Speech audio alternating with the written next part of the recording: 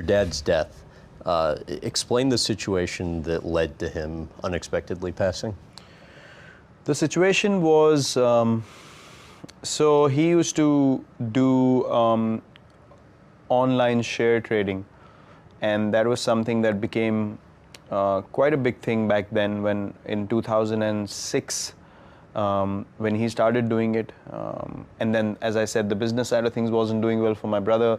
The house was on rent, and then his online share trading account suddenly crashed. So one transaction went really bad, and all the transactions that he'd done before that and whatever he had accumulated sort of went down in a go. So he really the amount of stress it brought onto him mentally was huge. So he had a stroke. He had a clot form in his brain.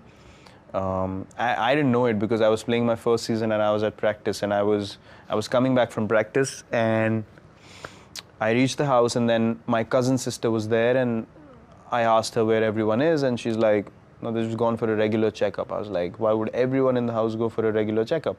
This doesn't seem right. Why is she the only one sitting at home? So I asked her where they are. She told me they're at this place, and I was like, take me there. So we went there, and then I saw him. And then I saw him, in a situation that I'd never seen him before. And what was the situation? Because it was a stroke in the brain, he wasn't able to react in the normal manner. His body was moving in a funny way, and he was not able to figure out where he is, like the way he looked at people as well. It was like he lost total sense of what's going on. So I saw him like that, and then they took him to the operation theater, and then it was a very difficult time because they did the operation, then he came back home, and then he was in rehab, but I saw him, left side of his body got paralyzed, left side vision also got compromised, and he was just not able to communicate that well, even with the family members anymore, and couldn't do anything by himself. People had to pick him up and take him to the toilet, and there he was, a self-made man. He would just, in the house, if something went wrong, he wouldn't call anyone. He would just open the socket, the electric socket, and just start fixing things himself. So he was that self-made, and he wasn't dependent on anyone. So for a person like that to go through that, he couldn't handle it after a while, and then eventually after a couple of weeks of rehab, he got a cardiac arrest. And you were there? I was batting night. Actually. I was playing a game, and we were playing one of these 4-day games, which used to happen at the first class level, and I was supposed to resume batting the next day. And this happened around 2:30 or 3 in the morning, and we all woke up and we had no idea what to do, and he was gone by the time we woke up, and I literally saw him take his last breath in front of me. And I tried to pump his chest and all that, nothing worked. And then there were a few doctors around in that area that we lived in. We went to their place. No one opened the door because it was 3 in the morning. We couldn't get any response, and then we drove him to the hospital. But by the time they tried electric shocks and everything, all those kind of things, but nothing worked. He couldn't recover at all. So my sister and my brother and my mother, they all broke down, and funnily enough, I couldn't cry at all. There was no emotion coming out of me, and I just became blank. I couldn't register what just happened. Why do you think that was? I have no idea. Till date, I can't understand. And I was feeling like I was myself thinking, why am I not able to cry? And then I think it was all building up inside me. So when we came back, and everyone, all the relatives came in to sort of, pay their condolences and stuff like that. And then I called my coach in the morning, and I told him what had happened. And then he asked me, what do you want to do? I said, I want to go and play. So he said, are you sure? And I was like... Because you had a game that day. Yeah, and for me, leaving a cricket match was something which was not acceptable, regardless of what happened in life. Not going to a match was not an option I ever had, or I couldn't register that option in my mind. So I said, I'm going to go. And he said, okay, if that's your decision, go ahead.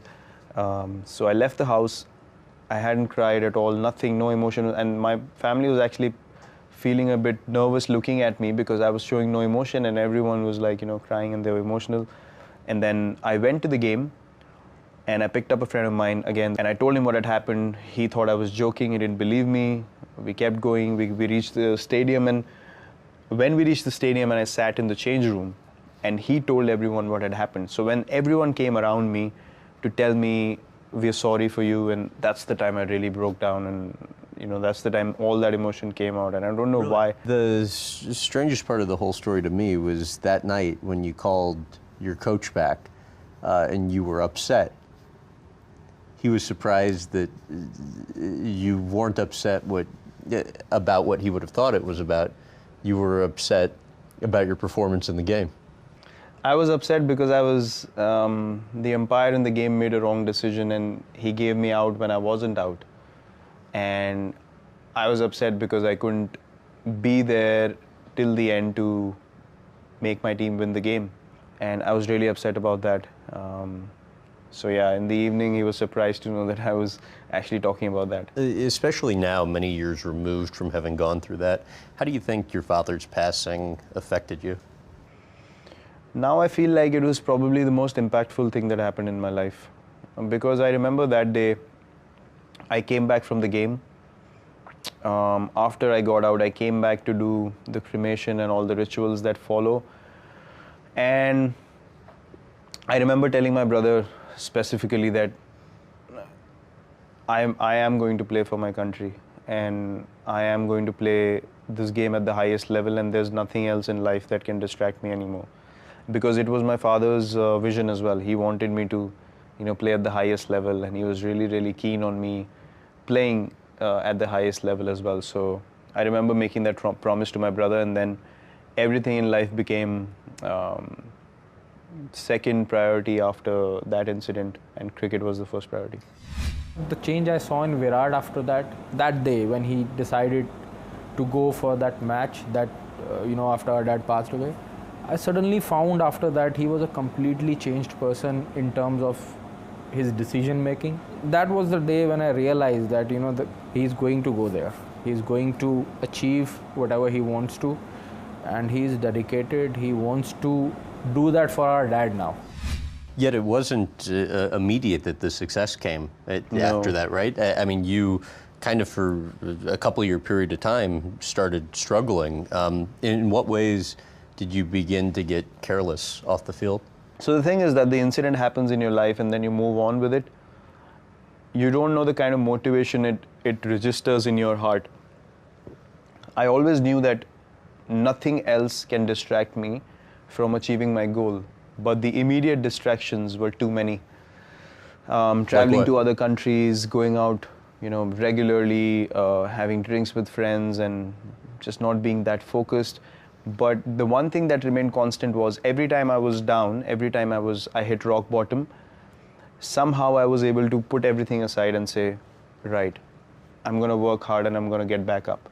So it's not like I made a promise that I'm never going to fall down. Obviously I was going to fall down. That's life.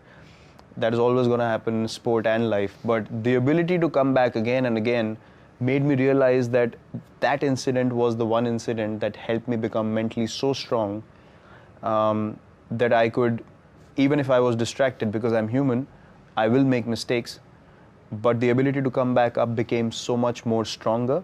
And right now I feel so grateful that I could get that strength from such a bad time in my life as well.